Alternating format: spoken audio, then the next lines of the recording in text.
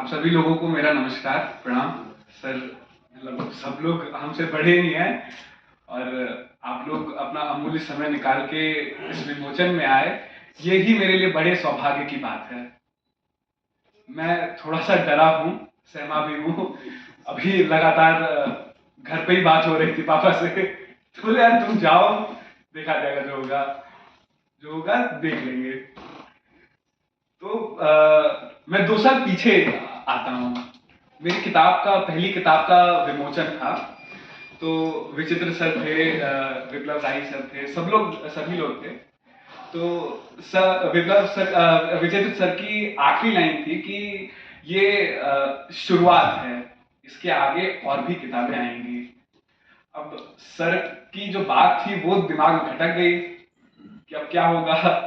मेरे पास तो कोई टॉपिक ही नहीं है, हम बोलेंगे किस पे या लिखेंगे किस पे। तो हम निकले, ऑक्सफोर्ड बुक स्टोर में उस टाइम विमोचन हुआ था। हम निकले, नीचे उतरे कनॉट प्लेस की पार्किंग में। पहला फोन फिर से पापा को ही घूम गया कि सर ने ऐसा ऐसा कहा है, आप क्या करें। बोले तुम कुछ तुम भी सोचोगे, सब हम ही बताएं, हमको तो समझ नहीं आ रहा, आप बताइए क्या करें। तो उन्होंने कहा कि नदियों पर लिख दो। हम बोले आलोक मेहता जैसे बड़े बड़े लोगों ने नदियों पर लिखा है, उन्होंने उस नदी नर्मदा नदी को जिया है, अभी मेरी क्या हैसियत है कि मैं नदियों पर लिख सकूं। तो बोले तुम किस पे लिखना चाहोगे। हम बोले उसी सवाल के लिए तो आपको फोन किए। तो बोले एक काम करो, तुम पेड़ों पर लिखो। अच्छा ठीक है, पेड़ों पर लिखो। उस टाइम बात खत्म हुई। फिर धीरे धीरे इस जर्नी की शुरुआत हुई कि अब कौन से पेड़ों पर लिखूं। आम पर लिखूं, जिसे आम पर लिखने वाले प्रदीप जोशी सर, उन्होंने 12 साल आम पर काम किया, आम को देखा, आम के पेड़ को उन्होंने जिया, तब जाके उन्होंने एक किताब लिखी। मैं कैसे आम पर लिख सकता हूं, या मैं किसी चीज पर कैसे लिख सकता हूं। तो फिर मेरी हॉस्टल लाइफ वो मुझे अलग अलग पेड़ों से मिलवाती रही। अगर आप मेरी किताब पढ़ेंगे तो आपको मेरी किताब में उन पेड़ों का जिक्र मिलेगा जिन पेड़ों के बारे में बहुत ज्यादा न लिखा गया हो, न बहुत ज्यादा बोला गया हो। इसमें चिलबिल की भी कहानियां हैं, इसमें महुआ भी है, इसमें अर्जुन भी है, और इसमें असल अशोक हैं। असल अशोक, अभी तो हम बाहर देखते कई सारे अशोक के पेड़, आप यहाँ से देखेंगे तो कई सारे अशोक के, वो अशोक के पेड़ नहीं है। अशोक के पेड़ बहुत बड़े होते हैं, बहुत विराट होते हैं।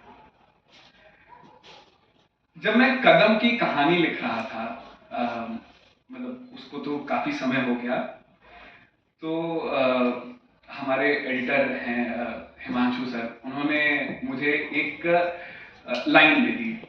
वो लाइन मैं सुनाता हूँ आपको, आप लोगों ने जरूर सुनी भी होगी। यह कदम का पेड़ अगर मां होता यमुना तीरे, मैं उस पर बैठ कन्हैया बनता धीरे धीरे। अब उन्होंने मुझे एक पात्र दे दिया, कान्हा। अब वो तो दे के चले गए, ऑफिस खत्म हो गया। अब मैं इस चीज में परेशान कि कान्हा को कदम से कैसे जोड़ूं। कान्हा का एक अच्छा रिलेशन है कदम के साथ, वो बहुत खेलते थे, बहुत मस्ती करते थे वहां पर, लेकिन उसे जोड़ना मेरे लिए उतना कठिन नहीं हुआ, क्योंकि एक समय था, हम बांग्लादेश के मतलब पश्चिम बंगाल के पेट्रापोल जिले में हम लोग स्टोरी कवर करने गए थे। तो वहां पे हम मतलब हम लोग साथी में थे 3-4 लोग। तो हम लोग एक घर के पास बैठते हैं। अब उस घर के पास एक पेड़ था, उस पेड़ का नाम उन्होंने बंगाली में बताया, मुझे याद भी नहीं आता है। अब उनकी दिनचर्या क्या थी कि सुबह वो उसी पेड़ के नीचे बैठे हैं, सब बातचीत कर रहे हैं, शाम को उसी पेड़ की सब्जी भी बनाई जा रही है, और महिला ने सब्जी बनाई, जो वहां पुरुष था वो पेड़ की छाल से एक डलिया बना के जाता है, जिले में बेच के आता है, और वही उसके रोजगार का हिस्सा बन जाता है। एक पेड़, और ये पूरा जीवन चक्र, उनका पूरा जीवन चक्र सिर्फ एक पेड़ के ऊपर ही समाहित था।